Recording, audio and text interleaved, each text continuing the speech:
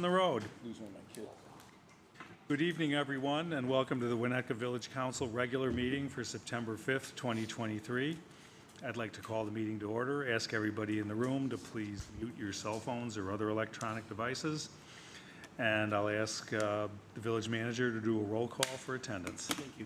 Trustee Apatow? Here. Trustee Orsic? Here. Trustee Handler? Here. Trustee Dearborn? Here. Trustee Albinson? Here. Trustee Dahlman? Yes. President Rintz. Here. Item 2 is the Pledge of Allegiance, and I'll lead us tonight. I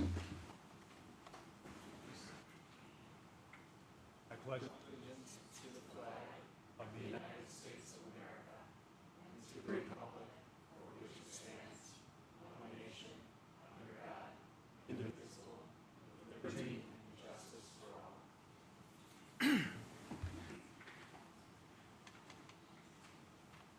Okay, item 3 is quorum check. Rob, you want to go ahead and check quorum?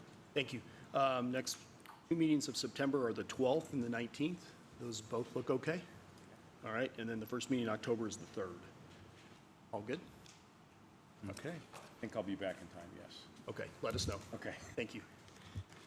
Okay, item 4 is public comment. This is the time of evening when anybody who wishes to may address village council on any items that are not on the agenda. We typically allow about 3 minutes for that, but I'm not a stickler on holding to time, so if you have to go a little bit over, that's fine. So I was wondering, anybody in here tonight like to share their thoughts with us?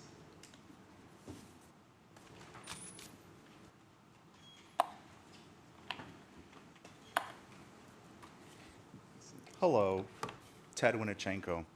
So it's been a while.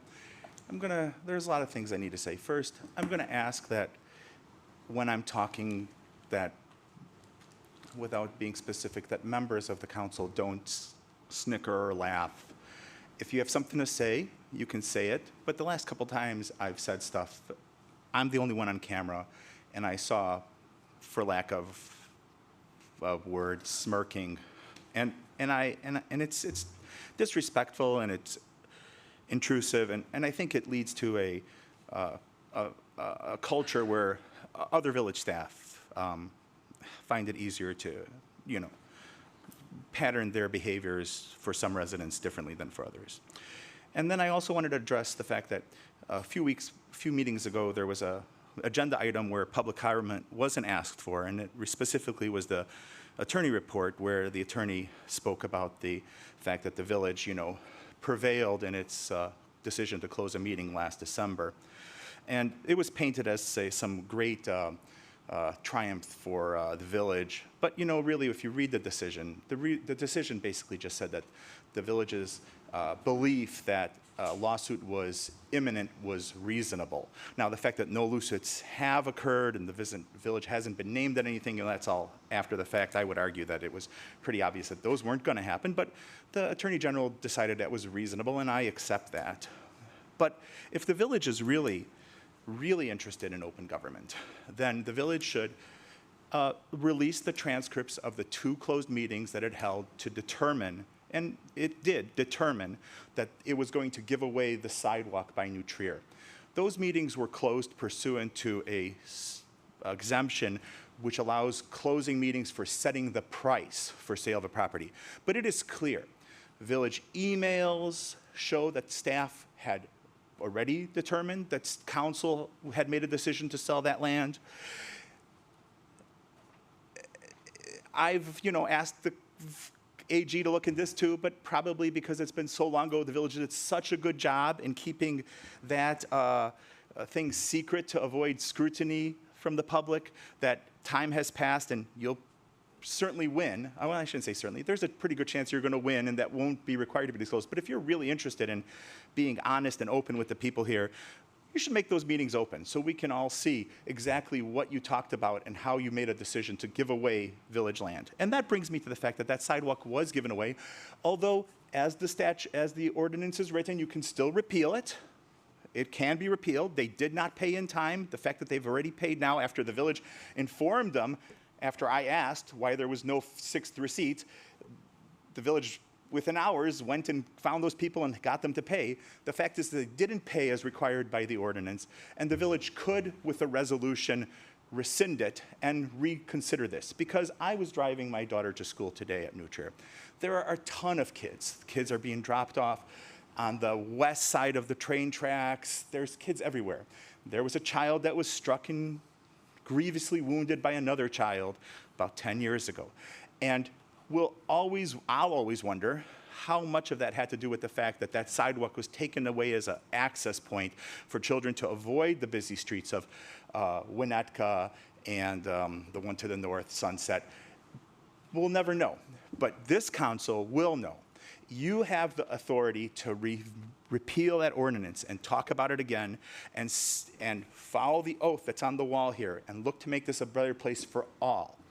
And if you choose to sit idly by and allow that ordinance to take effect without public scrutiny, without public comment, in secret, then the next time, or if, or I kind of worry when, the next injury occurs, you will all sit here and you will all be responsible to some degree. You will never know whether that decision to close that sidewalk contributed to that injury. And it saddens me that what seems to be the primary driver here is a private interest, village land being given away for essentially nothing without consideration of the public benefits that could be realized from reopening that sidewalk. Well, that's about it. And I really hope that you guys will change your position on where public land ends. I had an interesting encounter today at the beach, and the security guards for a private property owner are quoting the village in terms of what the village lawyer says. And they have their own lawyers. The village lawyers should really correctly represent where public land stops and ends. Thank you.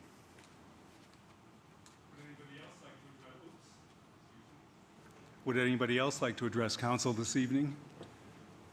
Come on up, Liz.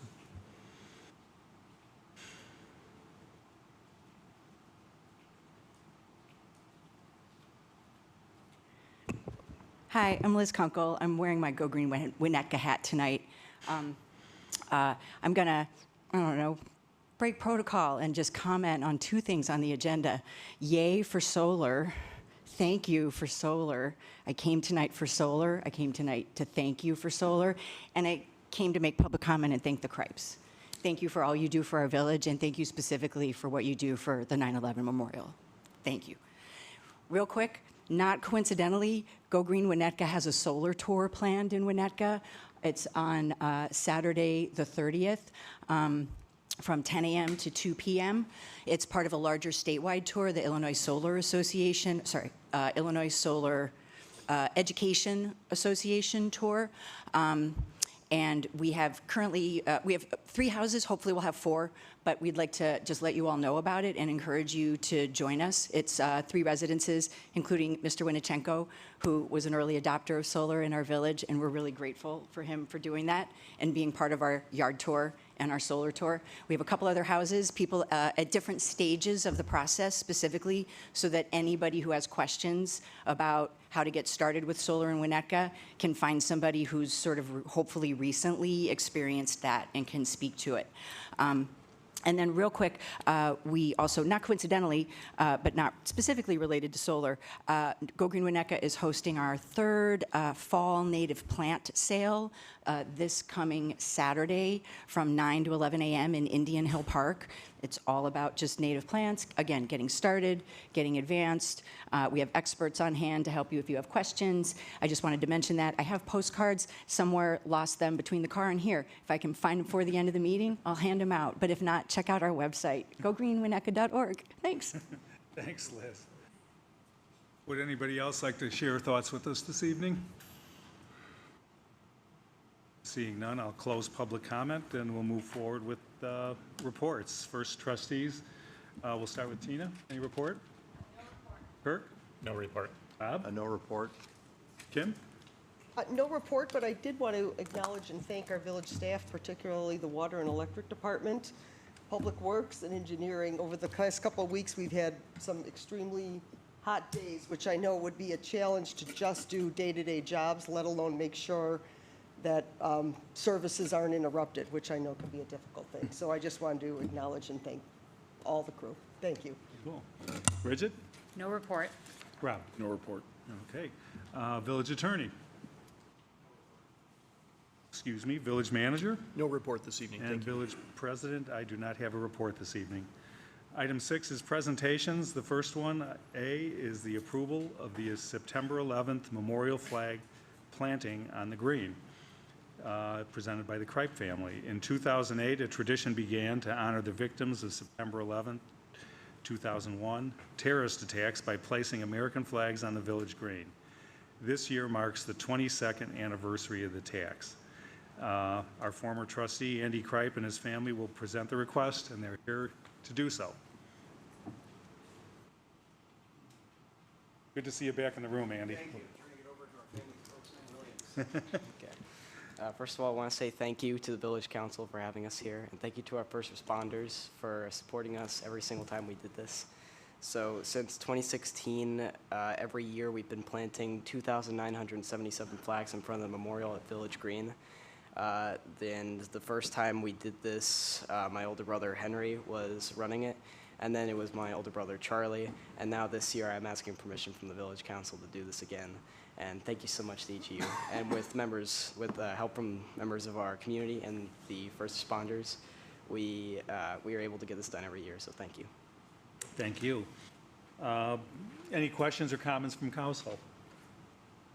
Yeah, how did Andy's kids turn out so well? They're really- Their mom. No comments, questions, Great. anything like that? No? Well, Andy, thank you again. You and your family have really picked up the ball on this tradition, and certainly I think it's something important, and it's something that we all, in a sad way, look forward to, because it does bring us together, and it does allow us to reflect on that horrible day. And it's important to do these things from the community. And this is great because it's not anybody up here, or the police department, or Rob, or the park district, or the library. It's private citizens just coming out to show their respect for a really awful event, and making sure we never forget that. So thanks so much, Andy. We really appreciate it. And the gang. And again, Rob, you said how they turn out so good. When I read the letter, I'm thinking, this must be the letter of a child who is the child of an attorney. It was very good there. On behalf of this, and it's like, oh my God, I can't even write that well. So we really appreciated the request as well. So, all right. Rather than me babbling, is there any public comment on this item? I know Liz already had hers, so. Okay, so I'll go ahead and ask for a motion to approve the placing of flags on Village Green in memory of the September 11 terrorist attacks. So moved. Second? Voice vote. All those in favor? Aye. Opposed? That motion carries. Thanks again. All right, item B this evening is Resolution R84, 2023, honoring the Children's Advocacy Center 34th anniversary, and this is up for adoption. I have the honor of actually reading this resolution this evening. So this is a ceremonial resolution honoring the 34th anniversary of the Children's Advocacy Center of the North Shore and Northwest Cook County. What's up? Did I miss something?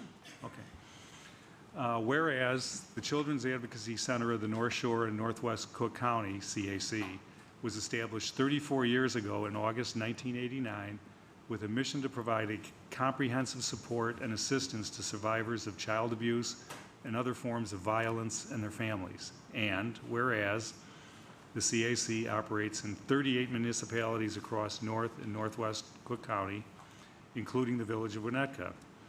And whereas the village of Winnetka is within the CAC service area.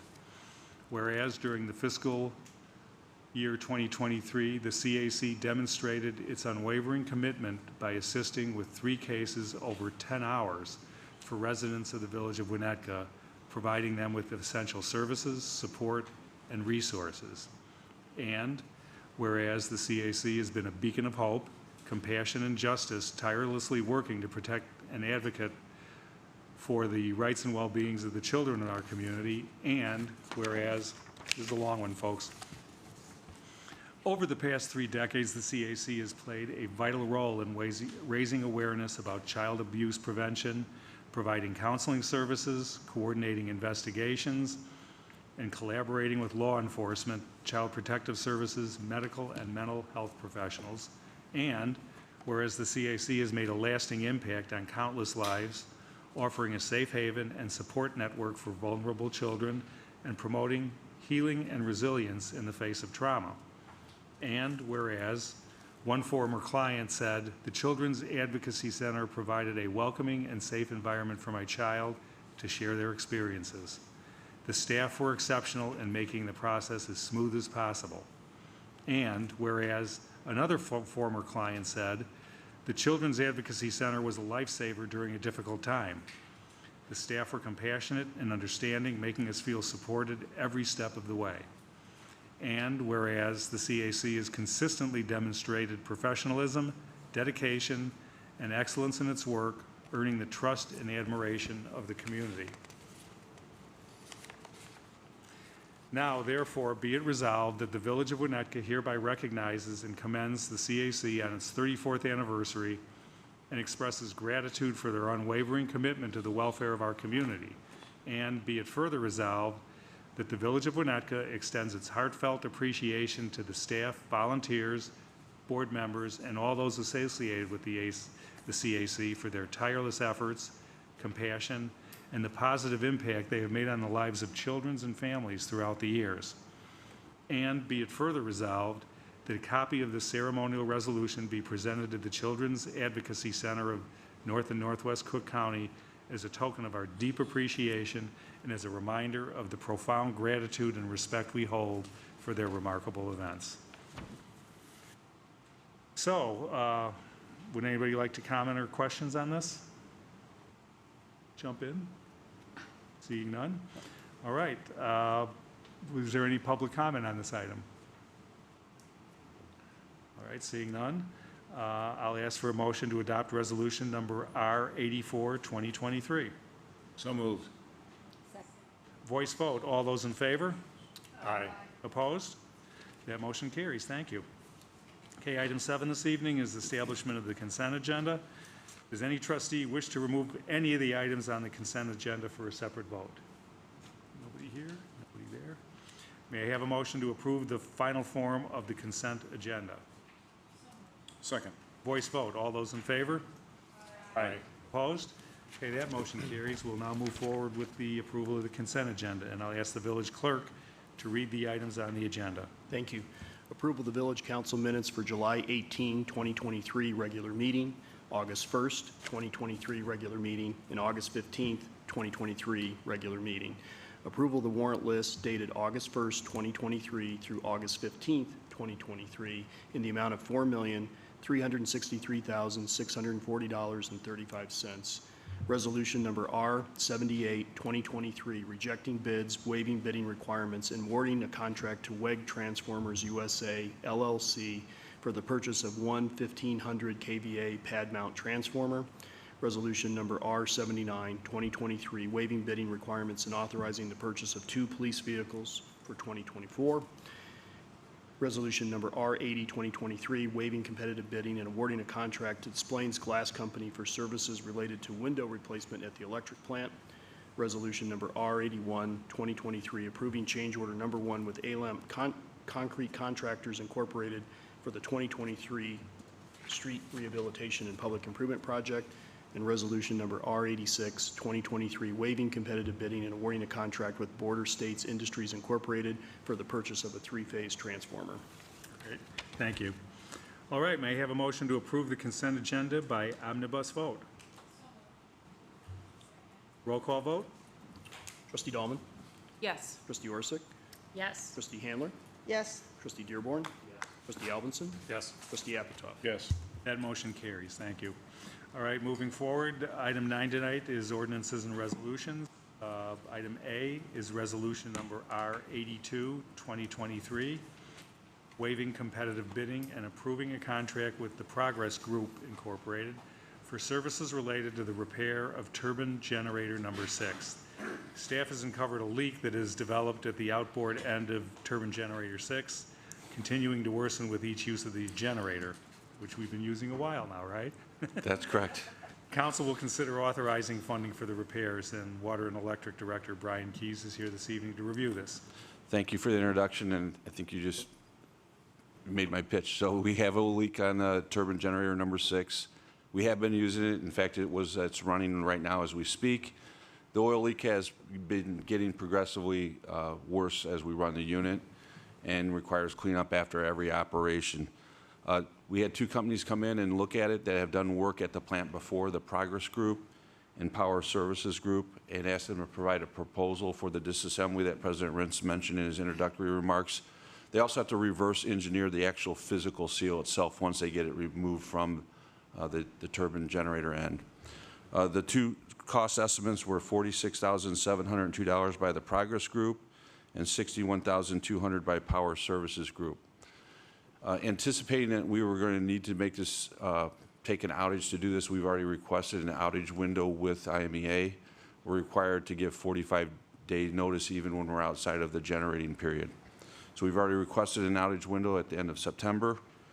And then in general, I would typically offer an offset for this unplanned expense, but if you recall earlier this year in the electric fund electric plant, we had the rotor repair, so I've offered up all my offsets. So now I'm coming to you for an offset from the fund balance. So the audited results were at $6.2 million for the close at the December 31st, 2022. So worst case scenario, when we close the books, we're asking approval to draw down for the repair amount of $46,702. And I'll take any questions. Questions for Brian? Is this a repair repeat thing, or is this the first time you've had that on this turbine? This is the first time we've had it, I think, on any, first time that I'm aware of that we've had to do on any of the That's 3 what turbines. I hadn't heard. Yeah, so I've not made a pitch for this repair before.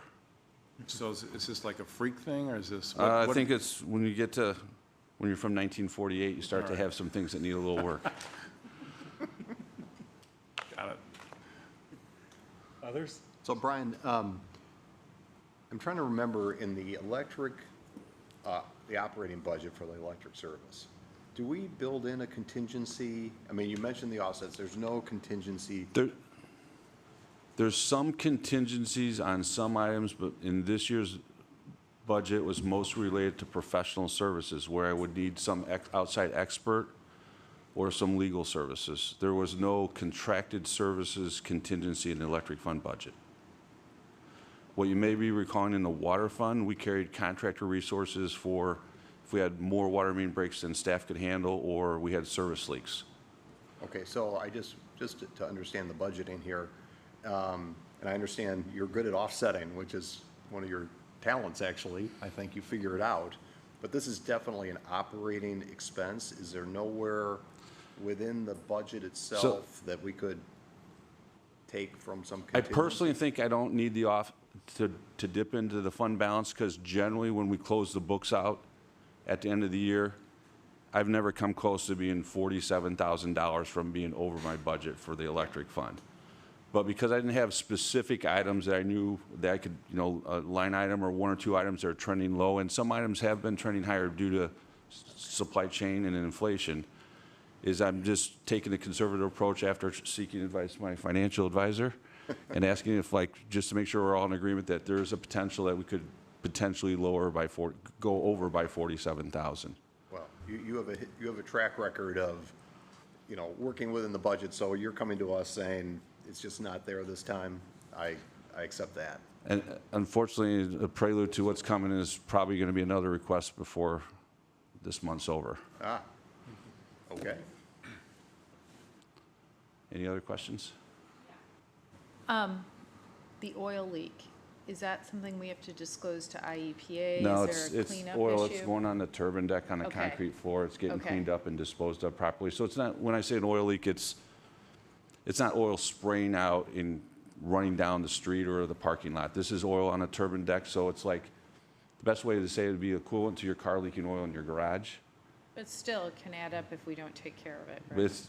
yeah, my concern is it's getting progressively worse, and it's going to probably cause us other equipment problems if it's not dealt with. Yep, Thank you. Anybody over here? No?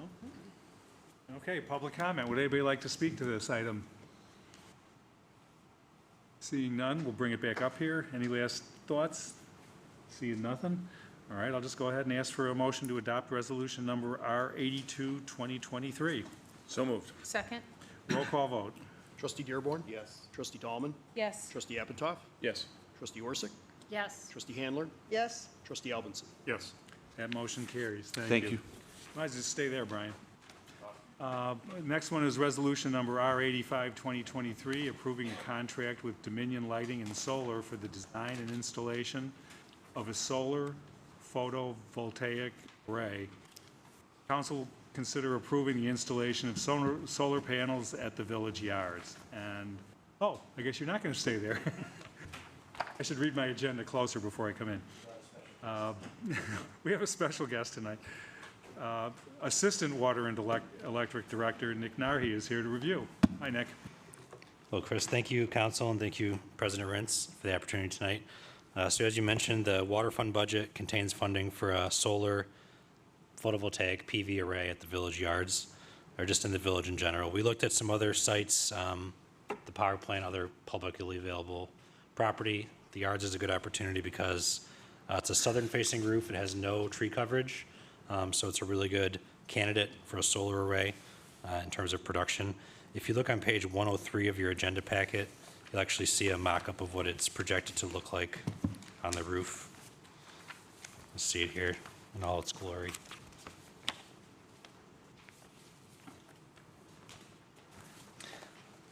So in April, we issued a request for proposal for the array design and construction.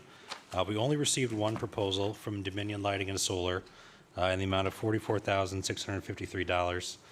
Dominion does demonstrate good project experience, and we believe they can successfully complete this project. In terms of the cost, their proposed cost per kilowatt, this is a 10 kilowatt array, is in line with what we've seen with other PV installations that the village has permitted in 2023. So it's within the average. Part of the contract commitment with Dominion is that they're going to submit our project to the Illinois Shines program, which is a block grant rebate that they estimate we can receive up to $12,508. How it works is Dominion will submit their project through an aggregator who packages all of the solar projects into 1 megawatt bundles. So we're only 10 kilowatts, so we're 1% of a megawatt. So the timing of the rebate will depend on how many other projects the aggregator has on their plate. But they anticipate that we will have a good chance of receiving this grant funding for this project. As an additional benefit, there's a public-facing means to depict the energy production of the array. This is on page 100 of your agenda packet, an example of what a public-facing portal could look like. Just a means to show the public the daily, monthly production of the array. And the goal would be to have this linked from the village's website for public consumption and for an educational opportunity. The proposed 10 kilowatt array on this building is projected to reduce the consumption of our facility by about 6.8%. At that reduction, we're looking at a payback period of about 22 years on the capital investment. This payback is based on the monthly savings we're going to receive on our electric bill, offset by the electric consumption reduction by the array. The production of the array varies month to month because it's seasonal, and as does our consumption. So this is really a ballpark based on our estimate of how much we're going to save on a monthly basis to pay off that initial capital investment of $32,145, which is the contract with Dominion minus the Illinois Shines grant rebate. For a residential project, 10 to 12 years is a consistent figure I found for payback periods. This particular panel on a residence would have a shorter payback period because they would benefit from a higher cost offset. Residents pay an average of 14.7 kilowatt hours for the electricity versus the school and government rate where we would pay 8.5 cents per kilowatt hour. So that stretches out the repayment or recapture period. Additionally, this panel on a residence would most likely push back energy onto the grid during certain parts of the year, and they would receive a bill credit for that. Our building uses so much electricity that there's probably never going to be a scenario where we're going to push power back onto the Winnetka grid. So we're not going to get any bill credit from that as a rebate. Pretty much covers what I had, so I'd be happy to answer any questions at this time. Any questions for Nick? Yeah, got a couple. So 22-year payback. What's the average lifespan That's what I was going to ask. of this unit? They say, Are you going to have to replace it after 15 or? no, they say with the current generation is about 25 years is what they're saying. Okay, so, got it. And just the bidding, I would think there'd be more people, am I wrong, bidding for this type of project, or no? It was advertised on DemandStar and sent to 5 or 6 different firms that have done other residential projects in the village, but we only got the one bid back. Okay. I had the same sort of question on the payback. Sure. And now I understand the payback's actually on the net post-grant. So if we did it on the gross, the payback would be 30 years or something like that. Correct. And I guess, Nick, my understanding of this, at least my reading of this, is that we're kind of doing a small little thing. We're testing it out. It's kind of an experiment, I guess. I don't know how others would feel, but if it was rolled out in a large way, a 22 to 30-year payback doesn't seem to make a lot of sense. So I guess and maybe I'm thinking about this wrong, but I kind of see this as a little experiment that, the staff learns about the equipment and the technology, and maybe it leads to something else, but I don't know.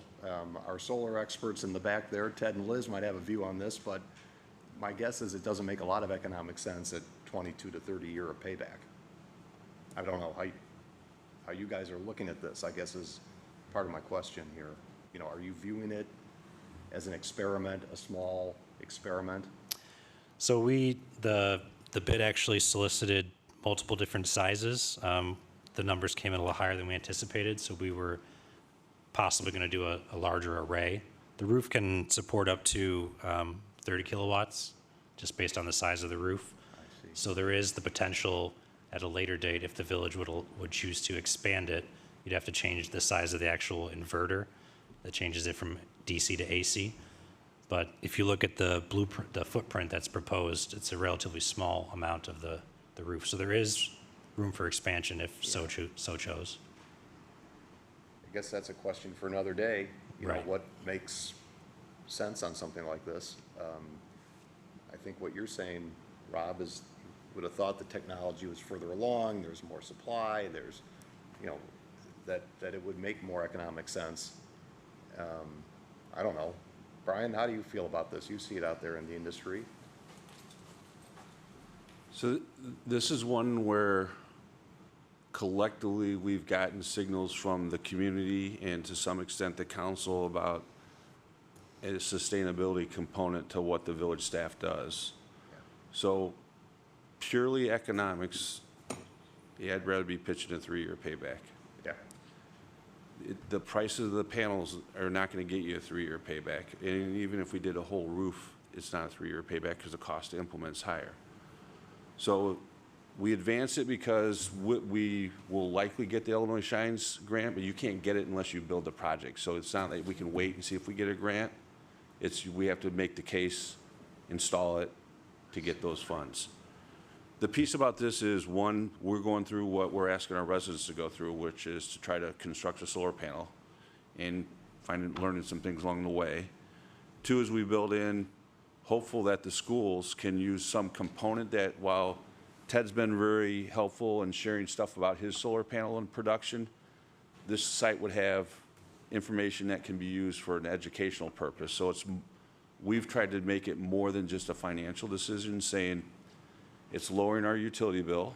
It's lowering our consumption of electricity, which is based on a large basis of fossil fuel.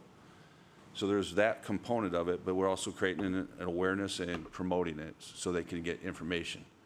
So if it's really going to be kind of a policy decision on if you purely want the economics, and yeah, 22 it's a stretch. But if you look at it with the other unquantifiable benefits, and that's why we advance the case. I guess if the number was 800,000, I think we'd have a bigger conversation on it. It would seem to me that Well- this is not moving the needle on the budget all that much. So it's worth, the qualitative aspects of this are. This are is worth like, something. to your point, pilot, it's a learning exercise for us. I'm guessing Liz is gonna have us on her tour in 2 years. We'll be having a tour. Yeah. We're hoping we can get District 36 to latch onto the portal and use it in the school program, because they'll, in theory, you'll be able to go look on a cloudy day. Look, there's absolutely nothing coming through this thing today. January, a January day, then today, boy, there's a lot of energy being produced by this. So that's why we advanced it. Good. Others? Have we consulted with other nearby agencies that have implemented solar to compare the pricing we received? So I compared it to the, all the residential installations have to come through our department for review. So I looked at the historic installations for the past 2 or 3 years, and it's on par in terms of cost per kilowatt. How about other public agencies such as like New Trier or I'm sure if any neighboring communities have implemented solar? I didn't look up that information, no. And this array, the example that was provided, at least there was page 103 showing it on the roof. Can that be expanded, the approximate location? Can they expand onto that array, or would they have to reconfigure or move these panels in the So future the- if we added to it? Yeah, the mounting hardware, it's a standing seam metal roof. There's actually clamps that will clamp to that standing seam. So you could theoretically expand outward. There are ventilation pipes that come out, so there's some spots you wouldn't be able to install it, but you could theoretically expand on the roof, yep. Just a recommendation, if this passes, I mean, my suggestion would be to make sure they place it where it could be easily added Sure. onto without losing any of the real estate if it's not set up correctly. Definitely. And then, has there been any discussion or thought about the pricing and the responsiveness of the bidder pool, if I could even say that, because the scale or the scope is so small? Could that have been part of it? Or was that not just because there wasn't anybody that responded? Yeah, 10 up until recently, up until this spring when you passed the ordinance, 10 was the limit. So 10 kilowatts was a pretty consistent size we were seeing within the village. So we didn't anticipate any issues based on the size. Was there any feedback, like if there's any supply chain issues or just relative to where we are right now with the market? I mean, if this were bid out again over the winter, next year, is there any indication or feeling that this could improve? I didn't get any indications in that regard, no. Kirk, sometimes it's the government specs are a little tough for these residential guys to Right. swallow. And my gut would be telling me that a lot of these guys that are used to doing work in the private sector might not be all that willing to live with all of the red tape that comes with government work. That would be my guess. Now, obviously, if we had a bigger deal, we might garner more attention. But especially if we're looking at the residential guys that are doing these things, and you know what these specs look like. Yeah, but I would say, I challenge that though, because most government projects now require solar as a component to it. So I think there is a sector of the industry that is, There's a difference between. it's weird that we only have one, and that's what my question was, is 10 just too small? Like for anybody, it's a demonstration, it's like a toe in the water, It seems odd to me, given that the specs for new government buildings require some sort of sustainability. As a small business owner who once grew a business in a similar concept, moving into the governmental world in construction of any sort is a big leap, because and I'm thinking most of these guys are used to meeting with Sally and Bill Smith, and there's a one-page proposal sitting on the table, and they sign it and give them a down payment, and they go do the work. When you have a contract with the Village of Winnetka, it's going to be something quite a bit more voluminous and with a lot more performance requirements and the like, insurance requirements, payment requirements, and all this other stuff, and that all adds, and a lot of these guys just don't want to deal with it. Well, Yeah, I mean, I'd be curious, like Solar City does both government and residential, and it's now, I think, owned by Tesla, right? So, I mean, it's a pretty, I'm just kind of curious whether the information wasn't presented. It's just strange to me that we only had one response. That was just the same thing that I had, Kurt. But it is what it is, right? Because I think we're unwilling to probably go in with a bigger size, although I did see they proposed 17 kilowatts, but for much more money, right?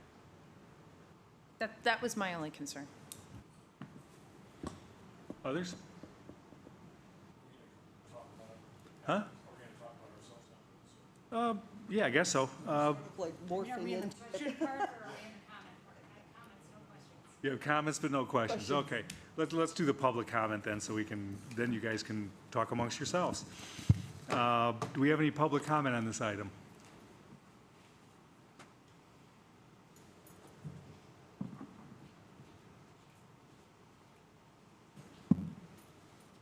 Hi again. Again, just yay. It goes without saying, the economic payback is not the only consideration, period, in government, in our community, period. It's just not. So granted, the economic payback is not anytime soon. That doesn't mean it's not worth it. And I so appreciate Brian's explanation of it, just nailed it. That's why the kids, the access, the leadership, the showing everybody else we can do it, the learning by doing so that our residents can do it. We signed on to the Greenest Region Compact. We're Soul Smart. We're Soul Smart. We committed to Soul Smart. We committed to the whole process of making solar easier for our residents. This is making that happen. That's how to make it happen. So I really appreciate that in general. I'm not an energy person at all. I'm a zero waste person. I'm a recycling, composting person. And honestly, one quick thought is, totally anecdotally, but I would think the size of the array is part of the reason we only got one bid. We only really got one bid for our recycling contract too, right? In general, we're a small village. This is a small thing, and it is appropriate to think about it as a starter, a test. But again, it's also a real thing. It is really dipping our toes in the water in a meaningful way and in a very accessible way. And I want to say really quickly, I appreciate the dashboard piece. I personally don't know that I would care about it, but Go Green Winnetka did our first solar tour last year. And one of the homeowners on the tour, there were 4 houses, and one of the homeowners had relatively recently completed his installation, like within the last year or so. And he could not get enough of looking at his phone to checking out all the data points. Not just the money, but I can't even speak the language. I don't even know what he was looking at, but he couldn't get enough of it. It was like Twitter to him. It was, but that's what and showing I've talked about this for years, just in the Go Green school context, just showing the mechanics behind things, letting kids, students, adults see how things work. It goes miles to, again, the education and the knowledge about it. So again, thank you. I know it's not a purely economic equation, so thank you for considering it.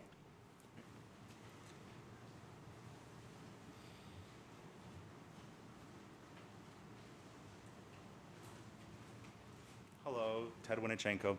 I wasn't really planning on talking, but so I did want to address a couple things. So I'm really surprised that Winnetka has a 10 to 12-year residential payback window. I mean, I think that's part of the problem. So I agree. We can't just look at this as an economics.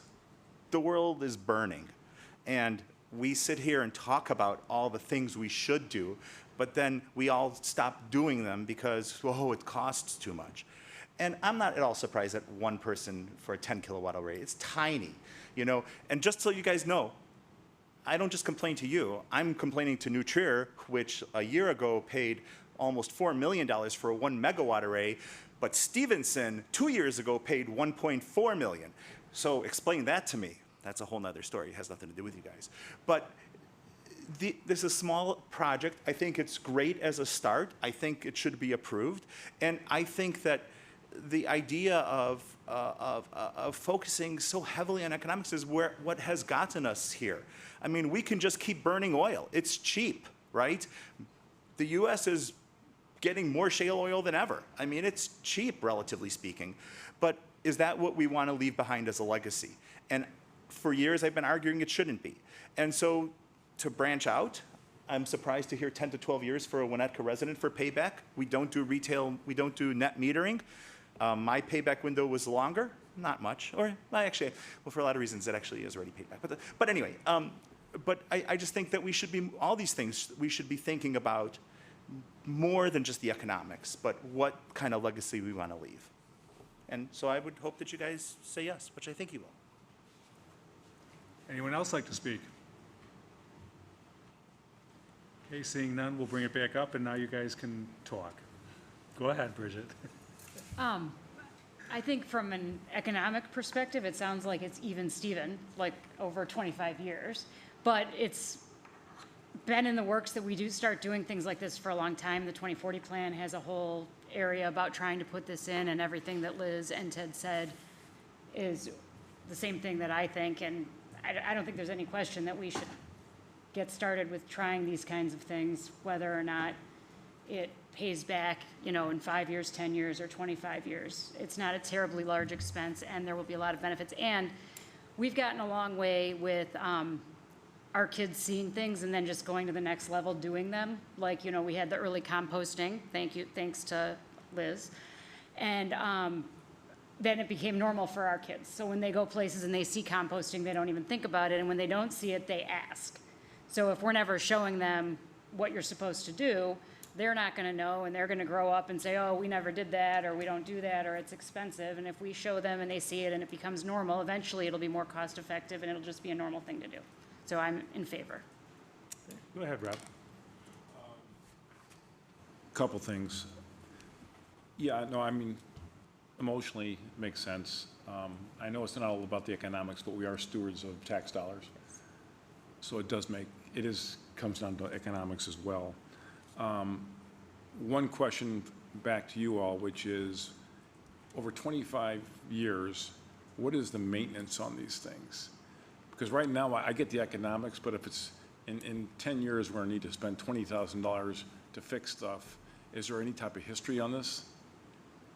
So we did ask for O&M as part of the contract as an optional item, and the recommendation from Dominion was based on the reliability, just not even include that. So based on what they've seen reliability-wise, he thought it would be a wasted expense.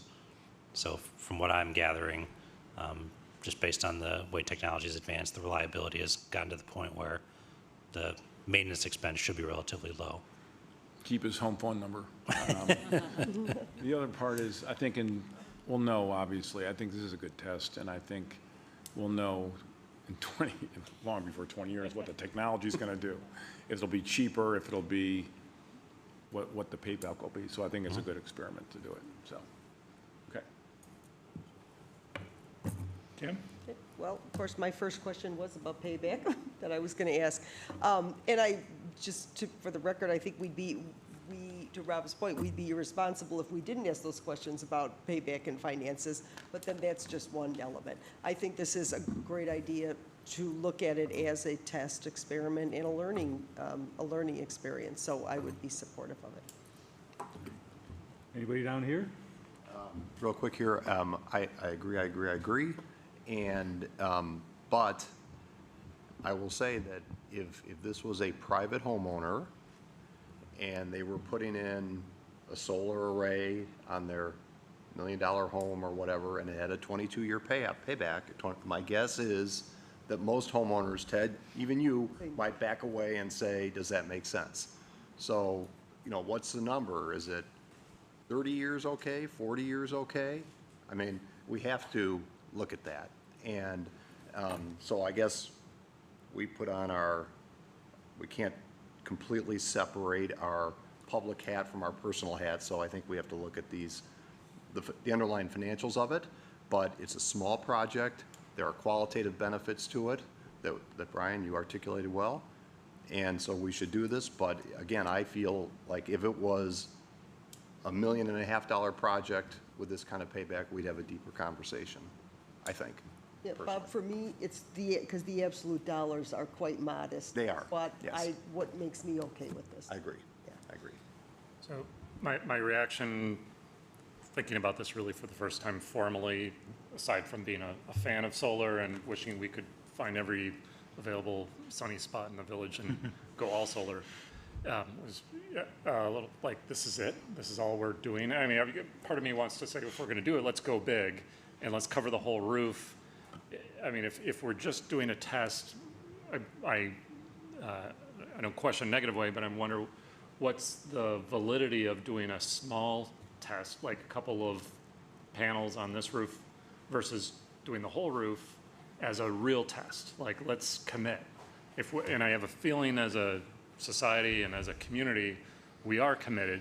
I understand the price tag, it's manageable, but what are we gonna get out of $45,000 price tag for a couple rows versus if we did the whole roof for $500,000 or whatever, would we get more benefit? This is where I had the same mental conflict that you have with the project. And so as the person that recommended a budget to you, I had a mindset of what I thought we could do to advance this, and it was this size. And while I would love to have that whole roof full of panels, I didn't budget for a project this big from the water fund, because we slotted it with other priorities the water fund had. And we said, this is funding that we think we could support this type of project for, but unfortunately, if we're gonna do the whole roof, then I need to seek some alternative funding sources from other funds or some dispensation in the water fund. And it was the same kind of wrestling that you're doing here, is we knew the payback period was not gonna be the 3-year pitch when we looked at this. So I had some of the same internal discussion with my staff and when we framed this up. And you I'm do not any of trying to the- rain on the parade, but my reaction when I go see this thing, when it's, is gonna be more like, that's it? That's all we did? I mean, like, are we really committed to this? I mean, it feels like we're testing it out to say, do we believe in solar or not? I mean, I don't think anybody disputes the benefits it can deliver, aside from the economic payback timeframe, which I agree is questionable if that really should be a part of the discussion, but that's just my reaction. Brian, did you look at the numbers for payout for a bigger project, or did you not look because you were just sticking with the Well, budget? I steered the discussion towards staying within what we had budgeted.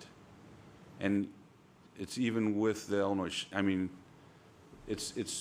we're there just barely within what the striking point of what the budget was. Had it been a lot more, we did not look, to answer you directly, on the payback period of a larger project, but I'm assuming when you scale it up, the math is gonna work out, there's still gonna be a long payback period, because it's not gonna get down to the 10-year payback. We're also looking at some, even at Kellogg, we're looking at developments in technology, what's happening, and to put I don't know if nothing's gonna change in 10 years where you're not gonna need a whole roof. And that's some of the questions where if we are gonna do a much bigger project, we should be looking at where this technology is going. If you look at even the battery, the solid state, where Tesla is in the current battery, where they're gonna go with solid state, it changes the game a lot, and it's gonna happen fast. So that's a question of where is it gonna go? Are we gonna be obsolete in 10 years? Well, I think the challenge on new technology, to your point, is where does the innovation start to Right. level off, or you can say, we've hit a point where you want to get in, but you could look back and say, well, we're going to keep waiting and never get to the point. And from when Mr. Wininchenko's panel went in till now, I think he'd agree that things have changed quite a bit. Right. So, Yeah, can I make a comment or not? Sure, go ahead. So, yeah, actually, funny, 22 years was the original calculated time for my payback. Because at that point, the village did wholesale payback. So some of that changed, and I was also very aggressive with the rebates that came up over the years. I think, like, Brian was saying,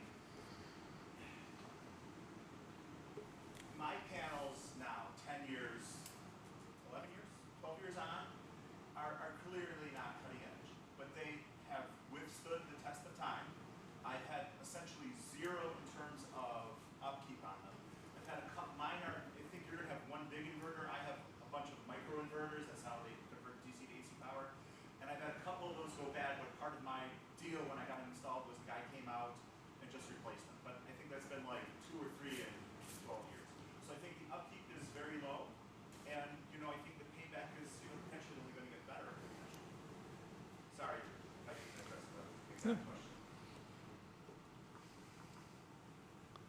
One question I have is, when we're calculating payback, are we taking into account that energy costs are expected to go up? We took the straight line Yeah. approach, so we didn't, So, because we took a very conservative estimate sure, on a straight line approach. You could argue that we're gonna shave some of the village's peak demand, but then it gets into a lot of assumptions, and so what you can take with certainty is a kilowatt that we produce is one we're not gonna get off the village's electric system, so that's the straight line calculation that Nicholas referenced. So, yeah, Well- we didn't do like yeah. electric rates go up 2% per annum. Yeah, because that's one of the things that I think, because we obviously deal with it all over the country, and people generally are finding that their payoff is faster than they expected because, especially in certain areas, right, where the cost of, energy is going up faster than people anticipated. Obviously, it's a little bit different when we're part of the system of manufacturing power, but it's possible the payoff will be faster. Well, that's because of that. exactly the kind of information, right, we'll be gathering with this project over the next Right. couple of years. Right, and I guess I shared Kurt's concern that, I'm in support of it, I just wonder if it's too small, but I understand budgetary and priority, we've got the water fund also is taking care of lead replacement, right? So we have lots of important competing projects, tough to choose. Great, anybody else? No. Well, the only thing I know is that we have to stop burning things for our power.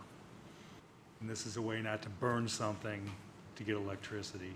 And, over time, these technologies are going to get better and better. And I think what's going to happen is that the cost side of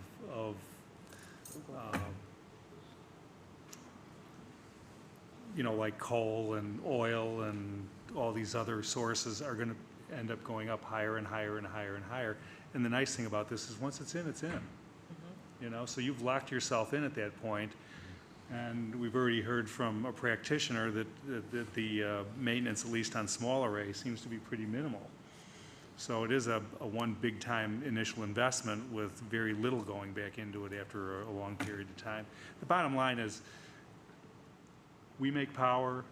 We're a power producer. I think we have an obligation, not only to our own community, but to the world, to be responsible with how we generate power. And if there's a way where this is a technology that we can look forward to the future, then this is a modest investment to check it out and see if it's something we could do more of. Because about 300 feet to the east of this is one big honking hill that can hold a lot of solar panels if it's done right. Obviously, that equation comes in with government funding from outside sources and things of that nature. But if we can at least go ahead with this and see how it works and what it works, and it'll give us a chance to start thinking more about the future too, which we have to do more than most communities. Can I ask another question, or just Sure, go ahead. Just on that point, do we have like a game plan on how we're going to measure this and what things we want to learn from it, and under what time frame, so we can not just gather data and then reevaluate, but just like what's the long-term plan that we can set up? Nicholas hit on it, and it's also, so it's going to be metered separately, so we're going to know the exact output that's coming off the solar panel. And then also there's a portal, so there'll be also real-time data that can be accessed by the public. We're going to look at it from an engineering perspective, that's just what we like to look at.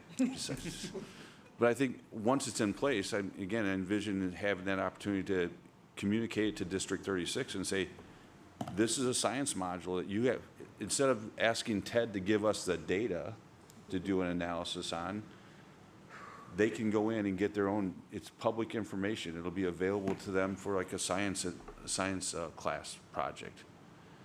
At some rudimentary level, that's going to be available to them to apply. That's readily available. And at the same time, through no action by staff, it's reducing our electric bill. Could I just challenge staff to use this as an opportunity, not just to evaluate or to learn, but to think about what the big plan is? And if it's the Hill, I think I've heard that a number of times, is a great spot for a big solar array. But how can this help inform or teach us or help us to better track when is the right time where we could tackle something of scale. Instead of just say, let's come back in 2 to 5 years and, Well, report back and see where we're at. The hill's going to be the right opportunity. It's just when certain people get done piling dirt on it, then that's the opportunity. Jim? Jim. No wonder you're sitting on that side of the room tonight. Well, thank you, Brian. All right, I think we've beat this one into the ground enough. May I have a motion to adopt resolution number R85, 2023? So moved. Second. Roll call vote. Trustee Handler. Yes. Trustee Apitoff. Yes. Trustee Dahlman. Yes. Trustee Alvinson. Yes. Trustee Dearborn. Yes. Trustee Orsick. Yes. That motion carries. Thank you. All right, item C is ordinance number M13, 2023, granting a special use permit for the operation of a real estate office within the C2 Commercial Overlay District of the Village, 564 Lincoln Ave. At its August 15th meeting, Village Council approved the introduction of the ordinance. Council will now consider adopting the ordinance approving the special use permit. And Community Development Director David Schoen is here to briefly review. Thanks.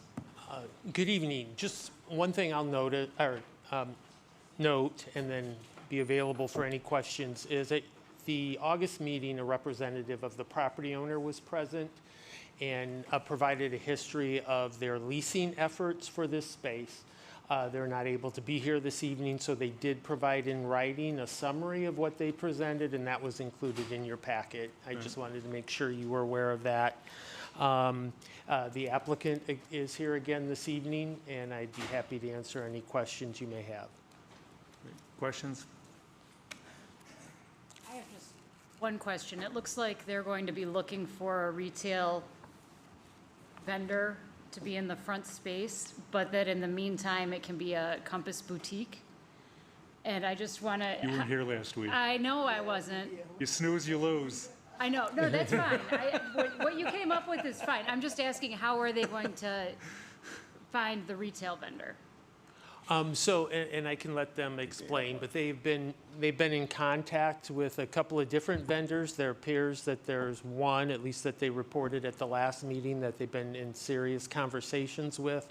An art gallery, which I cannot think of the name, that's in Glencoe right now, is looking for an additional space to at least be able to display their art. If there's anything else you'd like to add, Johnny or Cal? Yeah. I don't think we need to revisit this, to be honest with you. No, I'm sorry. I just wanted to, I read this. It sounds fine. I have no objection. I'm going to agree to it. I just want to make sure that there is actually a plan to fill it. Oh, yeah, we went through in Okay. a lot of detail the All last right. time. No.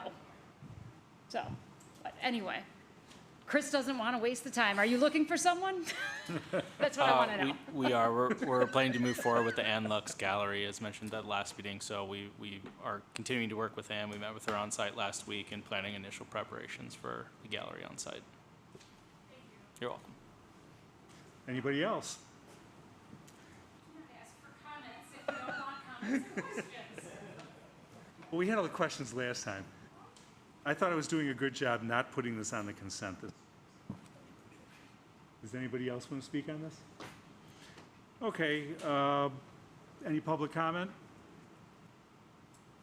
Seeing none, I'll bring this back up and ask for a motion to adopt ordinance number M13, 2023. Second. Roll call vote. Trustee Dearborn. Trustee Handler. Yes. Trustee Orsick. Yes. Trustee Apitoff. Yes. Trustee Dahlman. Yes. Trustee Alvinson. Yes. That motion carries. Thank you. And thank you. All right, item D tonight, resolution number R83, 2023, waiving competitive bidding and approving the purchase of underground stormwater vaults from Stormtrap LLC. Staff is seeking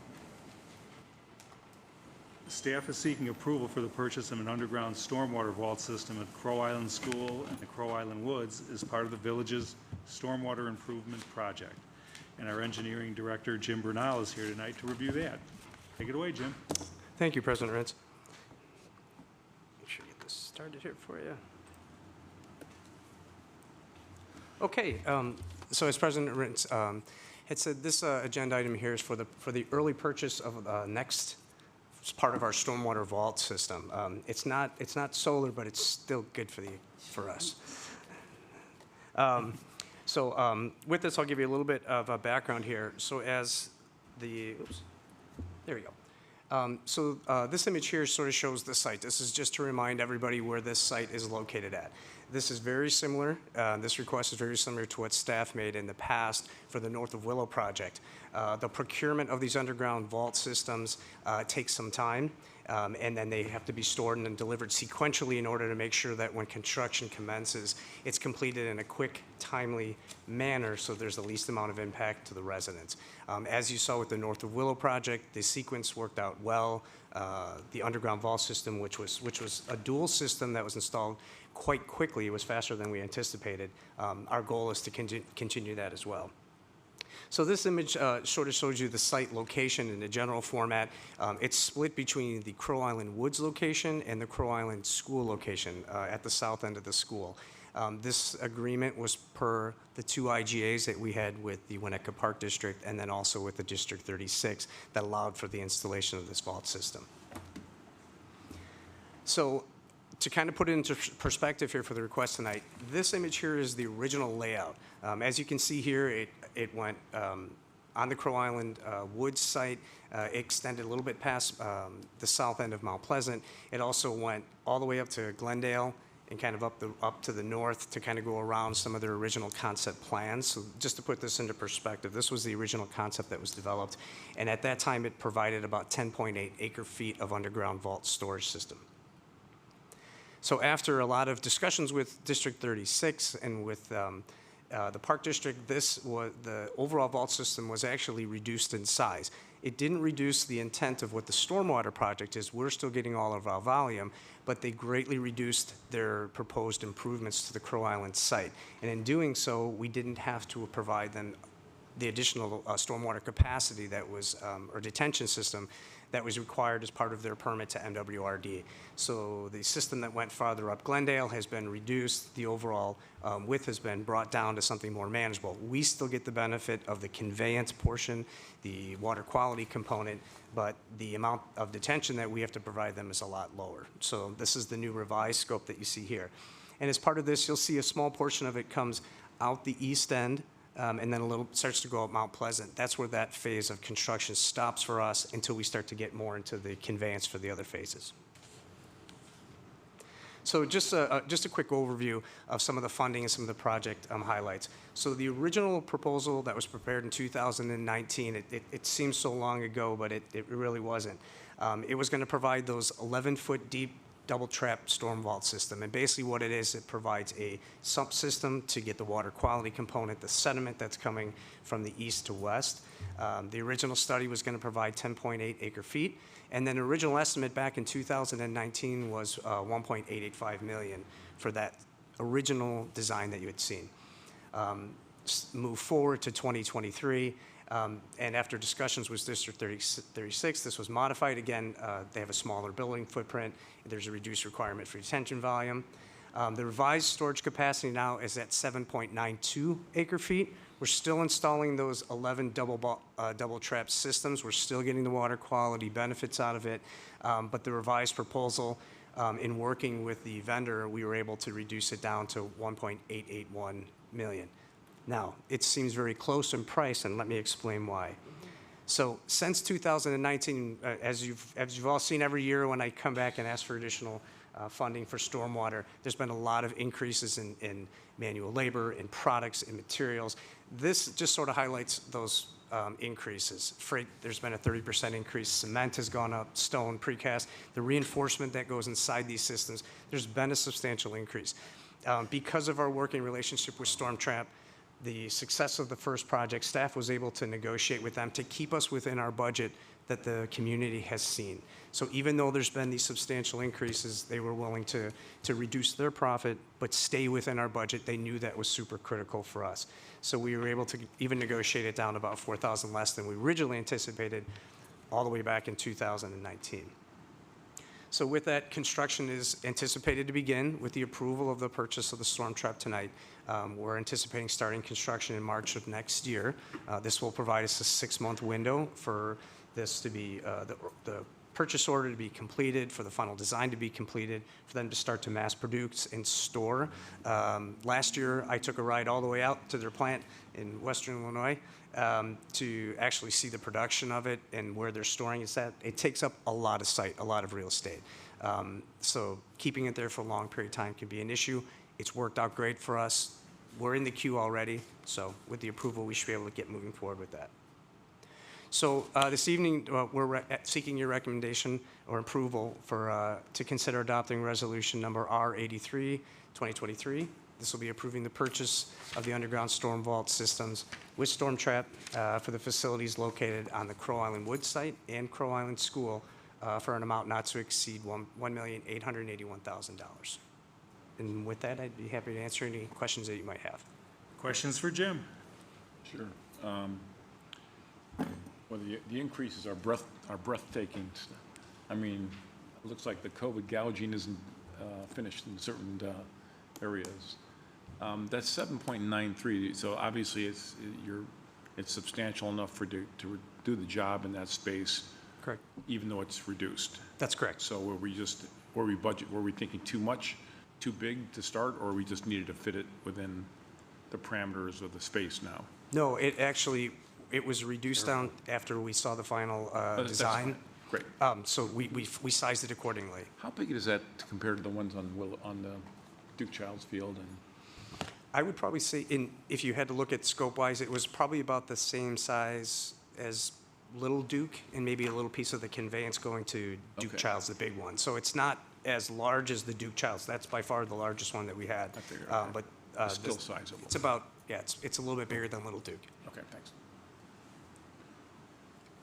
So Jim, if I had to sum this up, because there's a lot of good information here.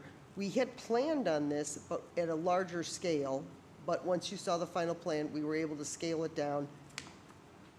But of course, the cost went up, but net, even with the smaller capacity, we were able to keep it within the budget. That's correct. Is that the bottom line? Okay. Yep. Thanks. Are we concerned, even though the scope of the Crow Island project was reduced, and so we don't feel like we need to detain as much water coming off that site, are we concerned about the size, and we're confident, I guess, with the calculation for the drainage purposes in that part of the village that have had flooding? I mean, we're not concerned at all that reducing the size to 7.73 isn't going to cause any issues? Oh, that's correct, yeah.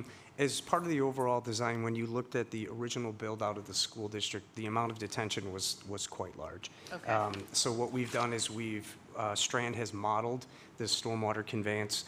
Again, the Hubbard Woods project that we're completing right now, that is your critical storage component. That's where everything has to get to. This is a portion of that green infrastructure type water quality where we can capture it, control it, and it's released into that area at a controlled rate. The reduction from the mass build out of what we thought was going to be there to this will not reduce that at all. You still have the conveyance through the same size pipes. The water will still move the same way. There's no change in that at all. So if the scope was the same, it would be roughly 35 to 40% more expensive than it was quoted in 2019? That's correct. Yeah, we actually, when we looked back at the numbers, it would be closer to about 2.45 million. Yeah. It would have increased it dramatically from where it was. Okay, thank you. Sure. Anybody else? Okay, public comment. Would anybody like to speak on this evening? No? Seeing none, we'll bring it back up here. Any last comments, questions? Seeing none, we'll go ahead and vote on this then. May I have a motion to adopt resolution number R83, 2023? So moved. Second? Roll call vote. Trustee Albinson. Yes. Trustee Dahlman. Yes. Trustee Apitoff. Yes. Trustee Orsick. Yes. Trustee Handler. Yes. Trustee Dearborn. Yes.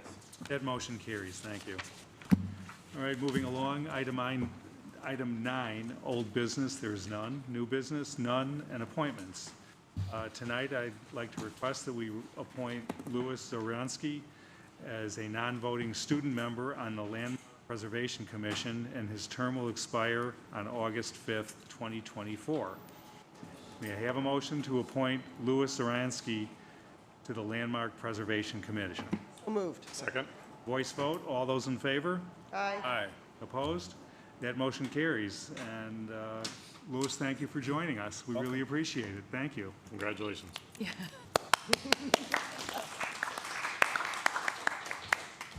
All volunteers should be applauded time to time. They all deserve it. Here, here. All right, closed session tonight, there is none, and item 13 is adjournment. May I have a motion to adjourn? Second. Voice vote, all those in favor? Aye. Opposed? We stand adjourned, thank you. Got stuff for me to sign? Marina does. Rena?